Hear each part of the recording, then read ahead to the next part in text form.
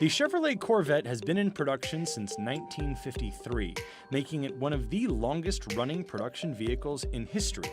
Of course, it's also one that has occasionally risked the axe, especially in times of stress for Chevrolet parent General Motors. In spite of that, the car has endured, and it is about to undergo its biggest change in history. The Corvette is becoming a mid-engined sports car, and it is one of a small number of mid-engined sports cars that can be bought for less than six figures. GM President Mark Reuss told the crowd at the new Corvette's unveiling that the car would start at less than $60,000, and gasps could be heard from the audience.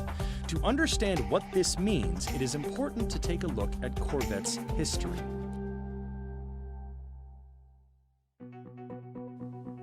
The first Corvette was designed by legendary General Motors designer Harley Earl.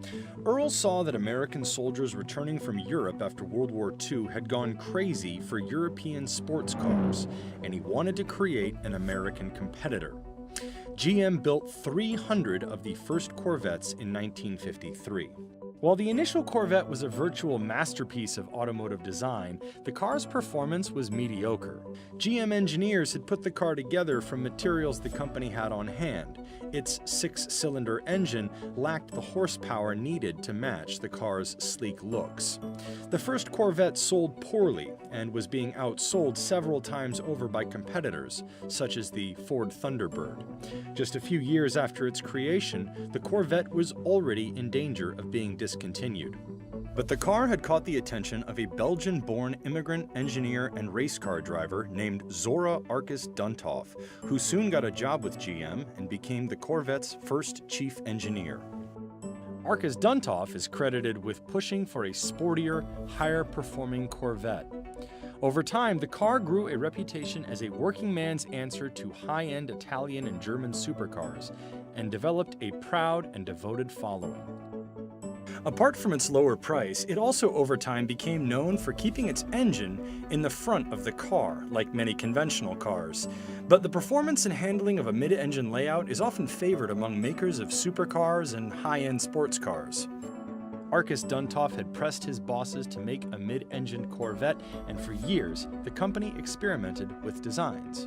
You know, creating a car with the drivetrain centralized in the middle of the vehicle helps centralize the mass. And when you do that, you end up with more equal weight between the front and rear axles and on the front and rear tires. And essentially, that makes the car more stable even at higher speeds and even around sharper corners or through braking and acceleration. Everything you're doing in the car, especially as a performance car, is more stable, more balanced when you have mass centralized with a mid-engine design. Over the years, the company developed different iterations of what was called the Chevrolet Experimental Research Vehicle, or CERV. These cars were outfitted with mid-engine configurations, to some of which Duntov himself held patents. But none of the designs ever made it to production, even as high-end performance vehicles from other manufacturers routinely demonstrated the advantages of the mid-engined layout. That Corvette was able to compete with many far more expensive cars was impressive. That it did so while keeping its engine in the front of the car, for many of its fans, added to its charm. In some ways, the car appeared to succeed in spite of itself. I think that when we talk about Corvette and the idea that it stayed true for so long to its heritage, right? Front engine, rear drive. And over time, as we saw more mid-engine cars coming out, performance levels getting higher and higher. And part of the, the mystique and the aura around mid-engine was literally that, was the engine's like right behind your head. Changes like ride and drive dynamics too, but it kind of gave this idea that, to compete at this level, you have to have a mid-engine. But at the same time, Corvette soldiered on, and it was breaking Nuremberg lap ring records. It was crazy amounts of power, grip, all despite the fact that it didn't have this latest and greatest exotic car mid-engine. Part of its success has come from the credibility Corvette has established in racing. Corvettes have been a popular choice for racing enthusiasts for decades, even when General Motors has not been formally involved in racing. In 1960, a private race team entered a Corvette in the 24 Hours of Le Mans endurance race in Le Mans, France. In 1999, GM began sponsoring a Corvette racing team, which has since won 107 races around the world. That is more than any other car in the history of the International Motorsports Association, one of the major sanctioning bodies for racing in North America. In addition, the current Corvette racing team has had 8 victories in the Cars class in the 24 Hours of Le Mans race since 2001. The Corvette also benefited from some clever publicity courtesy of early NASA astronauts. In the early 1960s, GM President Ed Cole and a Florida Chevrolet dealer named Jim Rathman, a former Indy 500 winner, offered astronauts from some of the Apollo missions a special deal that let them drive any Chevrolet vehicle they wanted for a year for $1. Many, of course, chose the Corvette.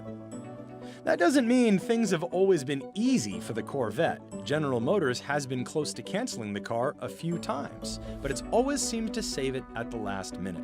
One famous incident was in the 1990s when GM wanted to shut down the Corvette program in favor of more popular models.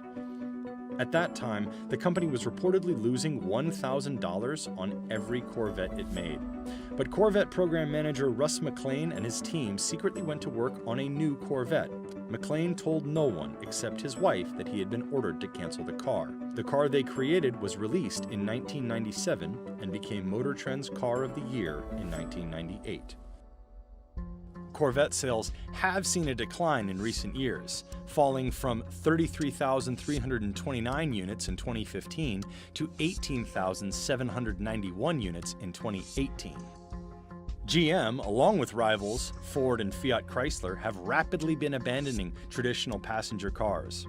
However, industry watchers say the Corvette name has now lived long enough to attain a kind of iconic status, not unlike the Ford Mustang, which Ford has decided to hold on to even as it slowly drains its portfolio of traditional sedans and coupes. But General Motors has decided it is time for a big change to Corvette, and many industry observers say the mid-engine gives GM a shot at attracting a new audience to the car. I think for General Motors and virtually every automaker who's mainstream, or even the luxury brands that have these halo cars, the rationale is literally that, is that we have to have something that brings you into the showroom or gets our own employees excited, because it does have that trickle-down effect from said vehicle. And it's one of those things where you're never going to justify it on paper. If you work in product planning, you work at corporate bean counting, whatever you want to call it, on paper, it doesn't make a lot of sense. Can you truly measure its effect overall? Not really. I mean, if you really want to extrapolate it down to word of mouth kind of thing, which again is probably one of the highest, most reputable things is, oh, I heard it from XYZ. And you really can't measure stuff like that. You can say, on the internet, we saw this much activity, we saw this many clicks. But in the end of the day, it's one of those things that you really can't measure people's feelings.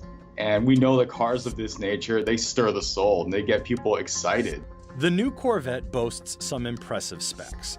It will have 495 horsepower, and when paired with a performance package, will be able to go from 0 to 60 in under 3 seconds, according to GM. That is approaching supercar performance levels. For example, it is within just fractions of a second of the times boasted by the $350,000 Ferrari 488 Pista and the $573,000 Lamborghini Aventador SVJ Roadster. Chevrolet said redesigning the new Corvette from the ground up provided a historic opportunity Chevrolet designers have wanted for 60 years. The company said the Corvette can stand tall with the best the world has to offer. GM President Mark Reuss also said Corvette has pushed the potential of its front-engine design as far as it can go. But not everyone is happy about the switch to a mid-engine layout. Some longtime Corvette fans have cried foul over the change. Some consider it a betrayal of Corvette's legacy. Some complain the car is just aping European designs. And some don't like how the mid-engine layout changes the car's proportions. Others are more optimistic, if a bit guarded. General Motors has been trying to cut costs and improve profitability, and its push has resulted in some bold, if controversial, moves, such as cutting production of several of its passenger cars in late 2018. As of September 2019, shares of GM had risen about 12% over the past 5 years.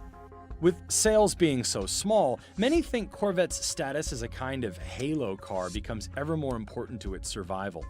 It gives GM a chance to make an inspiring, attention-grabbing vehicle and showcase the company's engineering talent. By switching over to a mid-engine design, Corvette is showing it can make a world-class vehicle and undercut higher-end makers of supercars in price. It's always fascinating to watch the supercar evolution, right? This is a segment that doesn't stop. It's never standing still. It's never static. Not even year. It's really more like almost every 3 to 4 months, there's another supercar coming around the corner. I think General Motors has stepped into this competitive segment with a very capable entry in this new C8 Corvette.